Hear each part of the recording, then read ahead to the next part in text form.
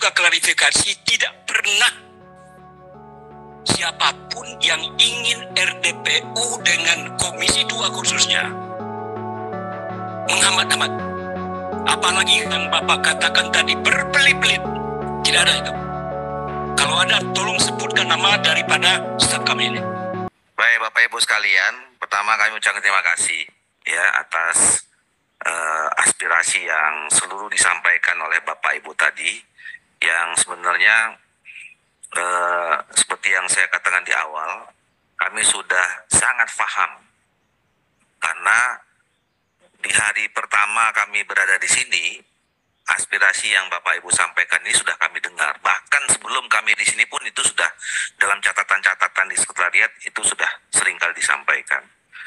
Oleh karena itu kami bukan sekedar mencatat saja selama ini dan bukan sekedar menyampaikan saja ke pemerintah, tapi kami sedang melakukan upaya yang sangat serius. Ya, pertama pendekatan sistem dan jangka panjang sampai kita belum menemukan formula yang tepat. Sampai saat ini kami masih membahas undang-undang tentang ASN. Udah 4 kali masa sidang, belum selesai-selesai. Salah satu isu yang membuat tidak selesai adalah bagaimana undang-undang itu bisa menjawab masalah ketenaga honorer seperti yang Bapak Ibu rasakan. Gitu. Makanya itu belum selesai, satu. Yang kedua, pendekatan penyelesaian menengah dan cepat. Nah,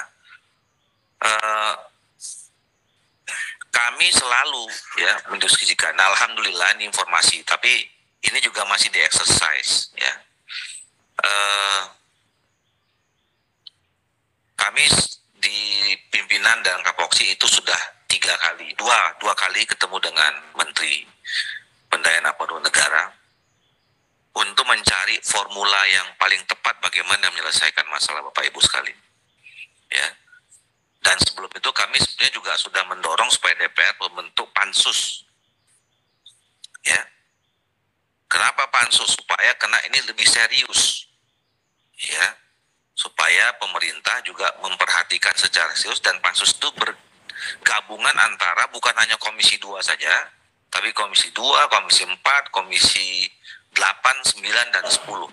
Ya, bahkan begitu 2, 4, 8, 9, 10 itu terbentuk, teman-teman di Komisi 5 juga ingin bergabung karena ternyata ada tenaga-tenaga di pekerjaan umum, di segala macam itu juga yang nasibnya sama dengan Bapak Ibu sekalian.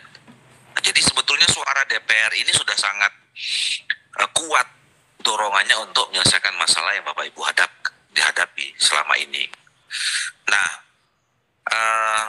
sekarang kami lagi intensif, ya, lagi sangat intensif dengan Menpan RB yang baru itu, fokus membicarakan soal ini. Nah, betul, kita mendorong waktu itu pintu masuknya itu adalah dari pendataan, ya. Jadi kami yang dorong supaya kementerian itu mulai dari data. Berapa sih sebenarnya orang yang sama nasibnya dengan Bapak Ibu sekalian? Ini selama ini nggak pernah clear datanya. Kami datang kunjungan kerja ke satu daerah, tanya, dan itu diakui oleh pemerintah daerah. Itu selalu data fluktuatif. Ya. Karena apa? Karena satu, pola rekrutmennya yang tidak pasti. Ya. Kemudian kapan pemberhentian juga tidak pasti. Contoh misalnya kami waktu itu ke Kepulauan Riau. Ya bisa aja kejadian, misalnya hari ini seorang tenaga honorer meninggal, istrinya nangis-nangis, tiba-tiba anaknya dimasukin begitu aja. Ada yang begitu. Nah, itu mengganggu soal database yang pasti. Nah, sama, akhirnya Kementerian Pan RB itu membuka pendataan. Itu yang Bapak-Bapak bilang ada yang masuk pendataan atau tidak. Nah, problemnya kemudian, ini juga sering ada miskoordinasi antara pemerintah pusat sama pemerintah daerah. Ya. Prediksi awal, ya, jumlah tenaga honorer ini semua itu sekitar 800 ribuan. Ya. Dan kita waktu itu catat waktu itu kan, Kementerian Pan RB mengatakan tinggal sekian, udah diselesaikan sekian, sisanya tinggal sekian gitu. Ya. Nah, waktu itu kita memperkirakan sisanya tinggal sekitar 500-an. Tapi begitu dibuka, asumsi awal tuh 800.000. Dikasih waktu sekian untuk masuk dari semua kementerian, lembaga, dari unsur pemerintah daerah. Akhirnya per November kemarin, ternyata Kementerian Pan-RB itu mendapati 2.421.100 yang tadi asumsinya 800.000. Nah, jadi sebenarnya ini saya baru tahu nih, ya ternyata udah dimasukkan segian banyak pun bapak-bapak masih ada yang merasa tidak terdata. Coba bayangkan aja. Kemudian data ini diverifikasi lagi sama Kementerian Pan-RB. Ternyata ada yang nggak valid, ada yang jadi diadakan uji publik dan perbaikan data namanya. Net sekarang itu didapati 2.360.723. Dan ini disuruh minta sama kepala daerah masing-masing, apa istilahnya tuh? Surat tanggung jawab, pernyataan tanggung jawab mutlak. Nah, sampai sekarang itu tidak semua kepala daerah memberikan itu. Kalau nggak salah datanya waktu 35% ya enggak ya? Masih ada 500 lembaga yang belum mengirimkan surat itu. Nah, jadi sebetulnya, saya mau nyampaikan, ini saya mau jawab tadi yang pernyataan pamungkas tadi. Jadi kami sama pemerintah ini bukan hanya sekedar catat, Pak. Kita kerja, berjuang untuk Bapak Ibu sekalian.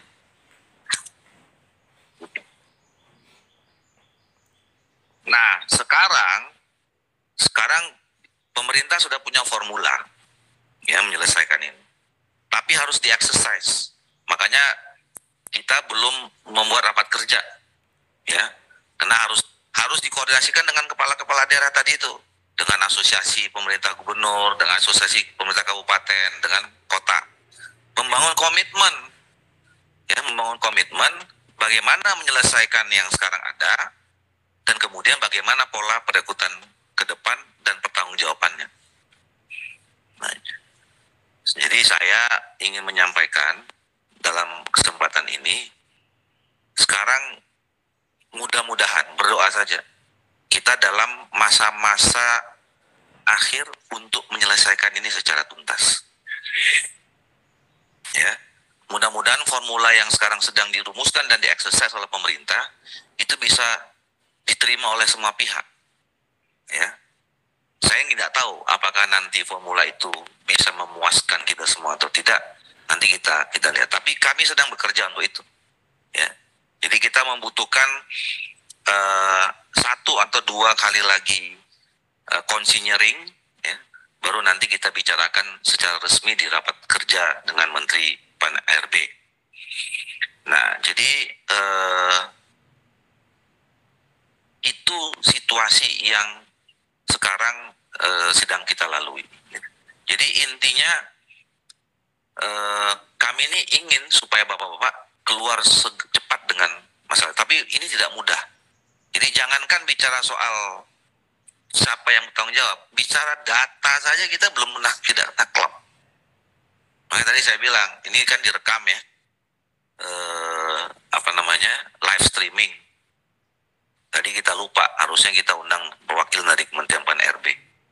Ya, tapi tadi sudah bilang nih dekam, minta sama TV Parlemen, habis ini kita langsung kirim ke Menteri berita ini. Jadi artinya data yang terkumpul itu ternyata bapak-bapak masih ada yang belum terdata. Nah, di mana miss-nya? Nah, ini yang jadi Jadi tuntutan tadi soal kami udah bilang juga. Justru kami yang paling ingat waktu itu. Gimana kalau pemerintah tidak punya roadmap, tidak punya konsep menyelesaikan masalah tenaga honorer, kemudian tiba-tiba 28 November semua tenaga honorer dihapus. Nah, kita waktu itu minta supaya itu tidak diberlakukan, tapi dengan pertimbangan lain, ya nggak bisa serta-merta itu misalnya sekarang kita katakan besok kami menolak, nggak bisa. Nah, ada pertimbangan-pertimbangan lain. Nah, tapi jelasnya kami minta sama DPR, kalau nggak selesai, ya, kalau tidak selesai masalah honorer ini sampai tenggat waktu 28 November 2023 itu, mending itu tidak dilakukan. Gitu. Itu udah komitmen kesimpulan kami pada saat itu. Nah, jadi itulah Bapak Ibu sekalian, jawaban umum ya, yang jadi jangan Bapak Ibu pikir yang pusing Bapak Ibu sendiri, kami juga pusing Pak. Tiap hari ketemu ini Pak Gaus ini, tiap hari didatangin, tiap disuruh bicara, diskusi dan segala macam, nggak selesai-selesai. Nah, jadi kita ingin semua menyelesaikan. Baik, kami silakan Bapak Gaus, Pak Heru, Pak Agung, Pak Rianta, Pak Amin sama Pak Ya, nanti setelah yang di ini baru virtual. Pak Gaus. Ya, terima kasih pimpinan. Assalamualaikum warahmatullahi wabarakatuh. Pimpinan dan anggota Komisi 2 yang saya hormati, Bapak Ibu, tamu-tamu kami yang terhormat, hadirin dan hadirat yang saya muliakan. Menyimak dan mendengar apa yang dikeluh kesahkan oleh kawan-kawan kami dari Provinsi Jawa Tengah, jumlah kabupaten kotanya sebanyak 35 kabupaten kota. Pertama, saya menggarisbawahi apa yang disampaikan oleh pimpinan. Jadi saya tidak perlu mengulang apa yang beliau sampaikan. Tetapi saya perlu juga memberikan stressing terhadap apa yang beliau sampaikan. Apalagi apa yang dari yang PKPC ini, siapa nih? Dari Kendal. Bapak bisa lihat di YouTube. Atau bisa juga dilihat berita-berita Komisi 2 tentang bagaimana kami memperjuangkan Bapak Ibu. Itu adalah sebuah keniscayaan dan merupakan tugas dan tanggung jawab kami. Jadi bukan sekedar mendengar. Kalaulah ke sini Pak Menteri itu apakah almarhum Cahyokumolo yang sekarang digantikan oleh Pak Azwar Anas. Tahukah Bapak-Bapak bahwa rapat kerja kami ini yang dengan beliau itu tidak tunda. Jadi bukan sekedar basa-basi. Kita cerca itu kebijakan-kebijakan yang tidak berpihak kepada honorer.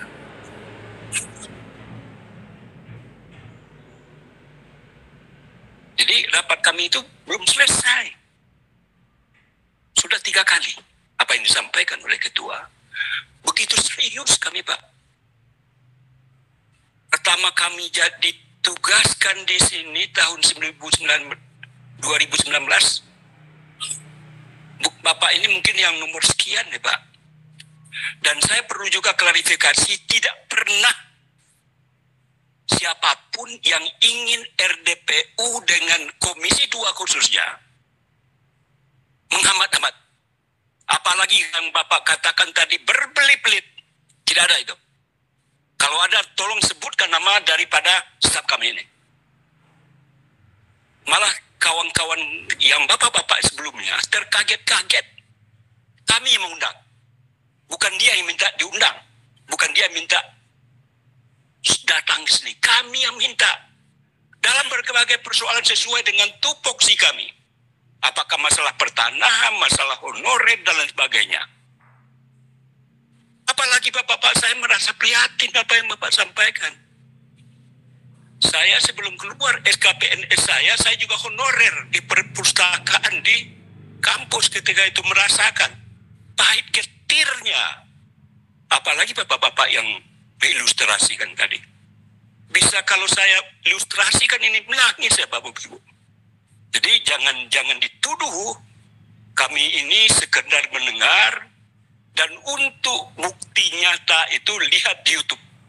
Rapat kerja Komisi 2 dengan Menpan RB, apa yang dibicarakan, bagaimana sikap daripada anggota terhadap apa yang disampaikan oleh Menpan RB itu. Ini perlu saya klarifikasi. Yang kedua adalah, kami juga selalu menyebut, mendesak yang namanya K1, K2 serta merta untuk menjadi PNS. Itu hutang bengkalai, hutang harus dibayar. Kalimat ini mungkin sudah ratusan saya sampaikan. Namanya bukan belas kasihan pemerintah, tidak. Kewajiban. Ini perlu saya sampaikan. Juga apa yang disampaikan oleh Ketua tentang penghapusan 28 November 2023 sudah juga kita bicarakan. Kalau penghapusan dimaksudkan adalah para honorer menjadi P3 dan ASN, Bapak pasti setuju dan Bapak Ibu. Jadi jangan a priori dulu apa yang dimaksud oleh kebijakan PP 48 itu. Kalau itu yang dimaksudkan, kita setuju. Jangan tolak-tolak begitu saja. Tapi persoalannya, mampu dan beranikah pemerintah untuk mengakomodir itu. Termasuk juga kan dalam langkah melindungi Bapak Ibu. Jangan lagi pemerintah kabupaten kota merekrut. Sebab ini akan menjadi malapetaka juga bagi Bapak Ibu. Makin banyak. Iya, itu maksudnya. Itu saya paham itu. Berkaitan dengan SE, saya betul juga bicara tentang hal itu. Saya dari Dapil Sumbar. Ternyata kebijakan dari Menpan RB ini bagus, baik. Gunanya Pak, untuk mengaca, untuk melihat, untuk mengetahui seberapa banyak jumlah daripada pegawai non-ASN ini. Tadi diproyeksikan oleh Ketua 500, 800, tetapi membengkak 2,4 juta lebih. Artinya apa? Tadinya Bapak Ibu tidak termasuk, sekarang masuk. Jadi jangan kita beranggapan SE ini tidak bagus. Saya juga mempertanyakan bahwa SE itu bukanlah ranah untuk menjadikan honorer itu menjadi P3K atau ASN, tetapi mau dibawa kemanakan? Apa solusi yang terbaik untuk mencari persoalan-persoalan yang Bapak Ibu suarakan ini? Oleh karena itu, saya juga tidak tahu nih dari yang Bapak sampaikan, apakah masih ada di antara Bapak Ibu yang belum terdata terhadap surat SE 2022 itu? Banyak. Masih banyak Bapak, karena SE itu kemudian mengunci. Udah, saya paham. Sumbar pun juga banyak itu. Itu pun juga saya suarakan. Tapi untuk apa? Untuk Indonesia. Bukan hanya Sumbar. Ini Sumbar adalah studi kasus. Kenapa? Ada kebijakan dari BKD yang tidak mau. Ada, betul ya? Iya, saya sampaikan itu. Ada juga kebijakan Pemda, wali kota bupati, karena dia, Bapak Ibu ini bukan orang dia, lalu dihilangkan data itu. Itu pun juga kami suarakan Bapak Ibu. Harusnya profesional. Oleh karena itu apa? Perlu ada grandison dalam menata, mencarikan solusi terhadap persoalan-persoalan non-ASN ini. Itu kerja-kerja kami, Pak Ibu. Komisi 2 ini pada umumnya yang datang itu yang seperti Bapak Ibu. Mengeluh. Dan kami akan tetap memperjuangkan apa yang Bapak Ibu keluhkan. Kemudian yang terakhir, ya sebetulnya banyak nih. Ketua udah melihat saya, jadi saya orangnya arif. Kalau udah ketua melihat saya itu berarti udah cukup lah katanya. Jadi kan begitu. Jadi kalau nggak bisa 20 menit saya nih.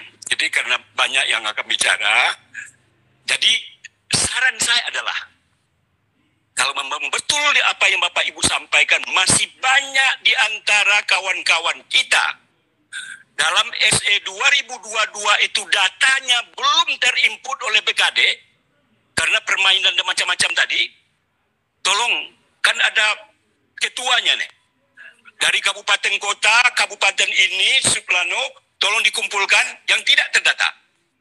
Ini menjadi bahan juga bagi kita. Pada hari ini jumlahnya adalah 2,4 juta sekian, kemudian diverifikasi menjadi 2,3, bisa-bisa menjadi 5 juta.